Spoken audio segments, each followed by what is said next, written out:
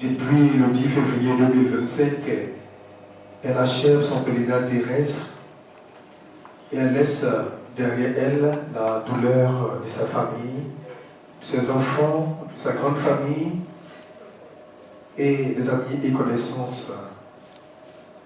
Je voudrais vous dire sincères condoléances, que Dieu vous console, qu'il vous fortifie.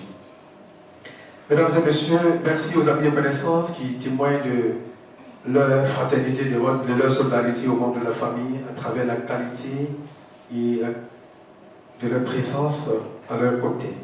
Merci et mille fois merci.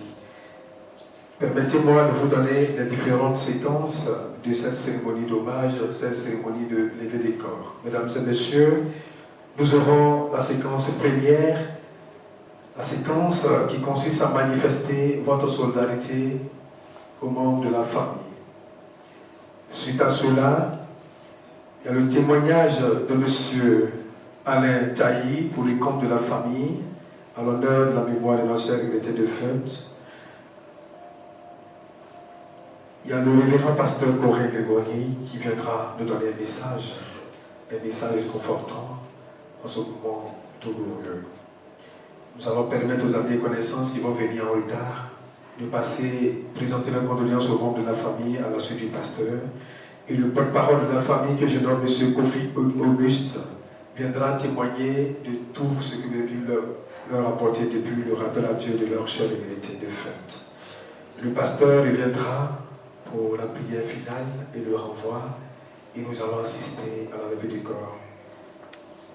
Mesdames et messieurs, sans transition, nous allons nous donner une levée et nous allons recevoir le révérend pasteur pour la prière d'ouverture. Merci pour votre présence, pour votre soutien. Pour votre soutien. Et la famille de pleurer. Aujourd'hui même, regardez tous ceux qui sont là aujourd'hui. C'est aussi, dans un moment douloureux, c'est une alliance. Parce que la Bible dit, pleurez avec ceux qui pleurent avec vous. Réjouissez-vous avec ceux qui se réjouissent avec vous. Donc aujourd'hui, regardez bien les visages. Et sachez qu'ils vous ont montré qu'ils sont avec vous. Je suis sûr, nous allons nous tenir debout, nous sommes déjà debout, et faire une minute de silence en l'honneur de notre maman, Kolaï Henriette et Bouzoué. Une minute de silence, s'il vous plaît.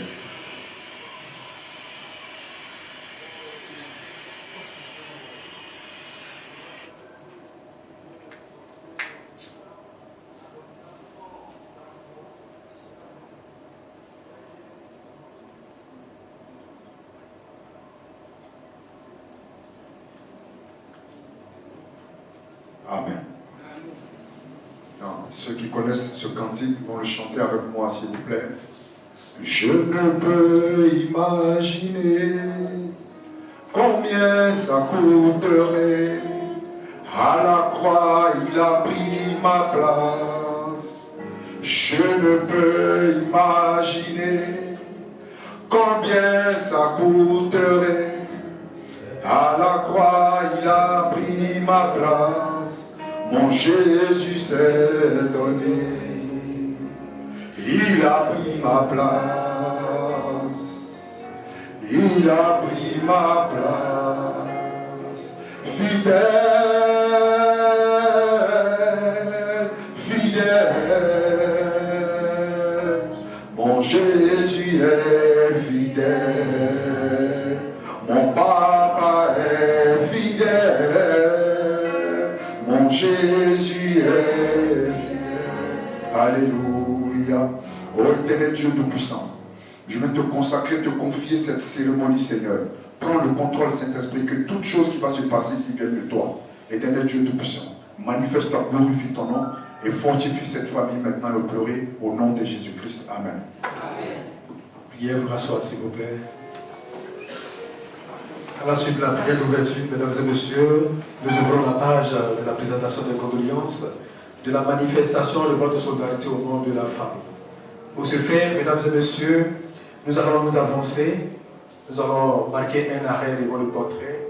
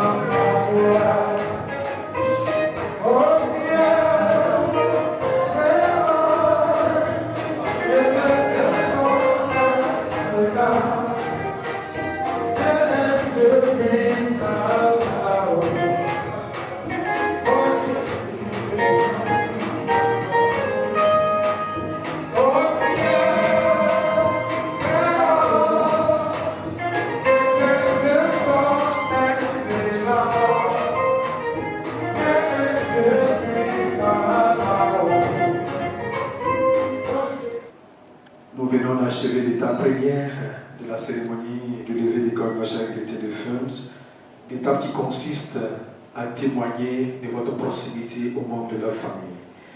Nous ouvrons la page du témoignage. Pour le compte de la famille, nous recevons M. Alain Tailly.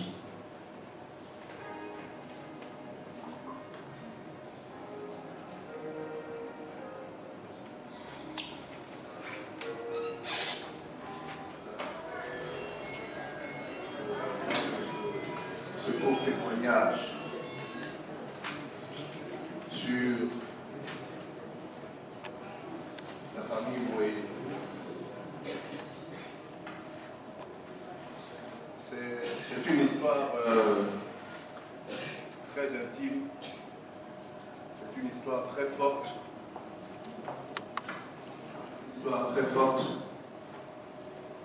c'est une histoire d'amour d'abord, une histoire de confiance, de loyauté et de fidélité. J'utilise ces mots à dessein parce que on ne confie pas le volant de sa vie à n'importe qui. Et il y a plus de 60 ans, mon père Jean Tailly a confié sa vie à papa Oué-Jean, qui était son conducteur, lorsque papa était le directeur du conditionnement des produits à l'exportation, proche collaborateur de Fouet-Boigny. Et justement parce que papa tenait à sa vie, il a choisi sa tante, à qui il faisait confiance aussi, pour la donner en mariage à Tonton Goye, en disant au moins je suis en sécurité parce que c'est ma tante qui va parler dans son oreille toutes les nuits. Pour lui dire, il faut bien conduire mon neveu. Je vous disais donc que c'était une histoire d'amour, une histoire de confiance, une histoire de loyauté. Et cette loyauté, cette confiance, cet amour était tellement intense que ma mère, Marie-Thérèse, a pris donc sa tante, puisque c'est la tante de son mari, comme sa confidente et sa complice. La Bobo, j'allais dire même la Técoubé, à Bobo, elles étaient ensemble. Et en 64, quand ma soeur est née, Chantal est née, elles sont parties en France ensemble. Parce qu'elle tenait à ce que son amie, sa confidente et sa soeur soient avec elle. Et Tanti était donc à côté de maman lors de cet accouchement et de tout ce qui a suivi. Je me souviens d'une scène à Bobo. Ce matin-là, tonton Jean était légèrement en retard. Et puis papa s'est fâché. Il a pris le volant de la DS.